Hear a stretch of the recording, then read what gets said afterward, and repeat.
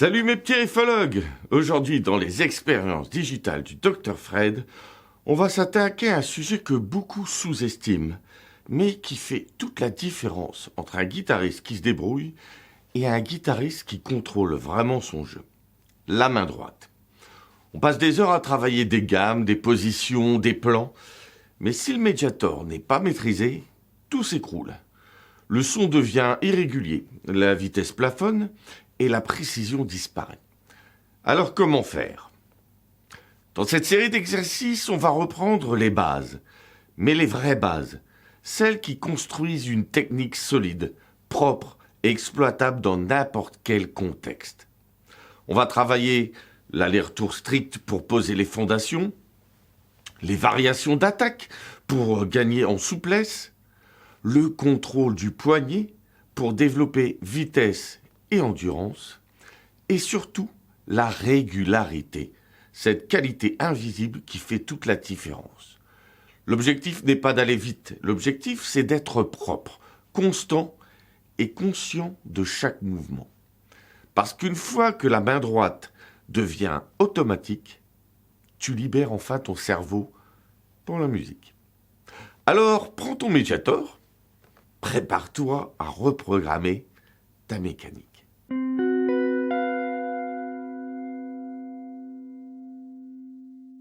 On va travailler le médiator sans médiator ni guitare.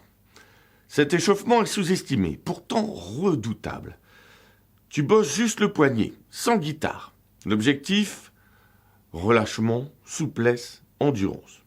Tu peux utiliser une baguette, une règle ou un bout de bois d'une 40aine de centimètres pour amplifier le mouvement. Fais ça 2 à 3 minutes avant de jouer et tu vas sentir la différence immédiatement.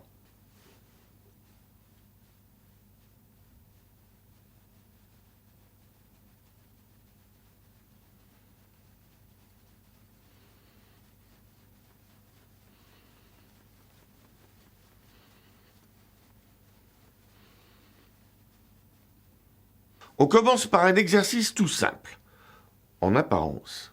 L'idée ici, c'est de parcourir toute la gamme sans jamais s'arrêter.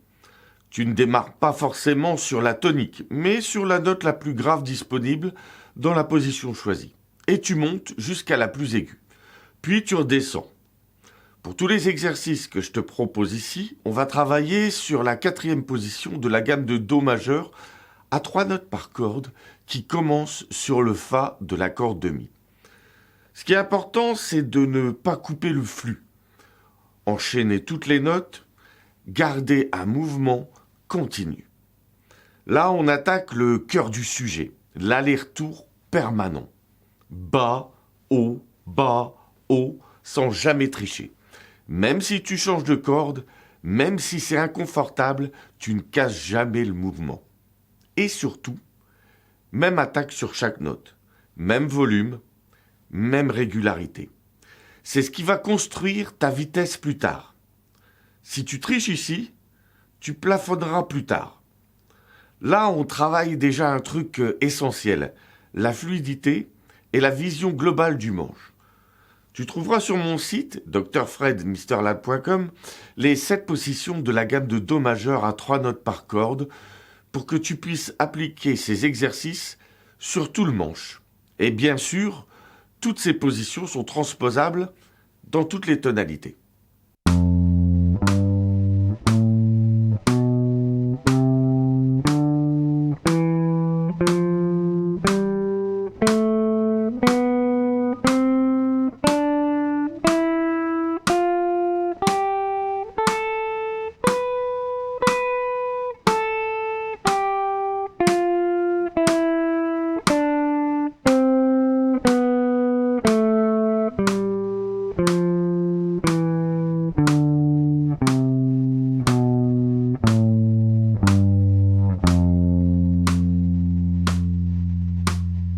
Ici, on change légèrement la logique et on va aborder le principe de l'économie picking.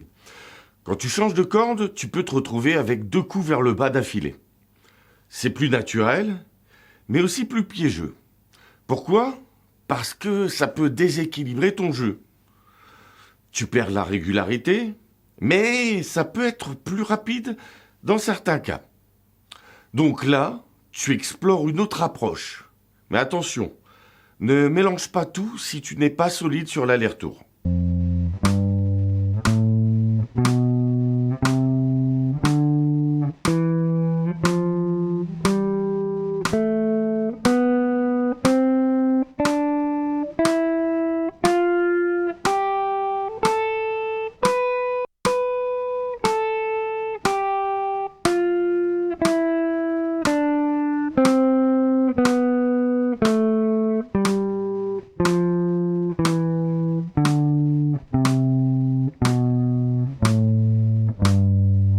Là, on entre dans un truc plus moderne.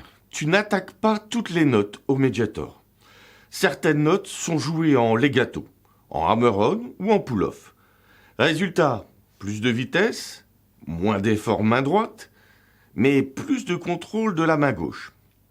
Attention, tu ne peux pas tout jouer comme ça. Donc c'est une technique complémentaire.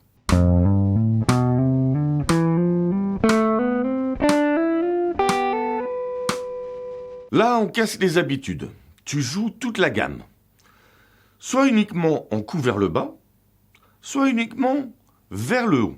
Pourquoi ?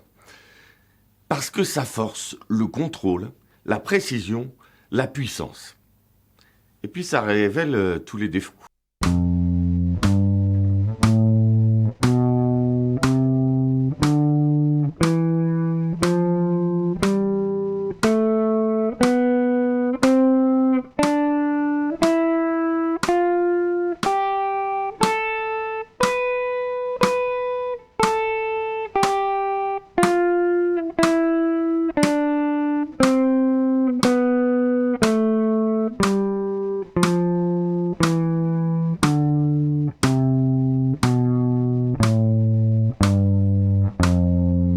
Maintenant que tu maîtrises ces exercices, tu vas pouvoir passer à l'étape suivante. Reprends tous ces exercices en doublant, triplant, voire quadruplant chaque note. C'est là que le vrai travail commence.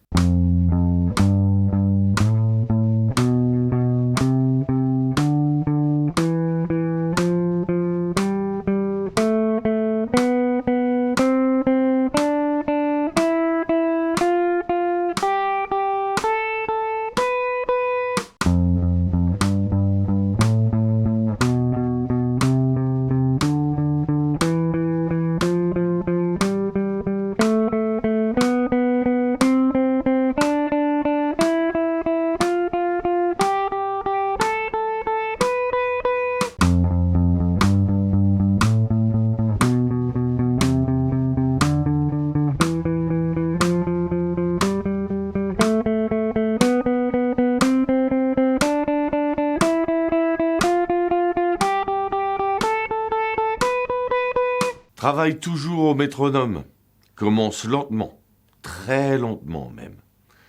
L'objectif, c'est pas de jouer vite, c'est de pouvoir observer ton mouvement, le rendre fluide, naturel, sans tension. Commence entre 40 et 60 à la noire. Monte progressivement jusqu'à 200 à la noire. Mais attention, la vitesse doit être la conséquence de la maîtrise, jamais l'inverse. Une fois que tu es à l'aise, tu redescends le tempo. Et tu changes la subdivision. Et tu joues en croche, en triolet, en double croche, en sextolet. Pourquoi c'est puissant ? Parce que tu ne travailles pas seulement la vitesse. Tu développes aussi la précision en rythmique, la stabilité et la capacité à t'adapter à n'importe quel contexte musical. Travaille lentement, travaille proprement et rappelle-toi, la vitesse, c'est juste un effet secondaire de la maîtrise. Il vaut mieux jouer lentement mais proprement que vite mais brouillon. Et voilà mes petits réfologues, on se retrouve bientôt pour de nouvelles expériences digitales du Dr Fred.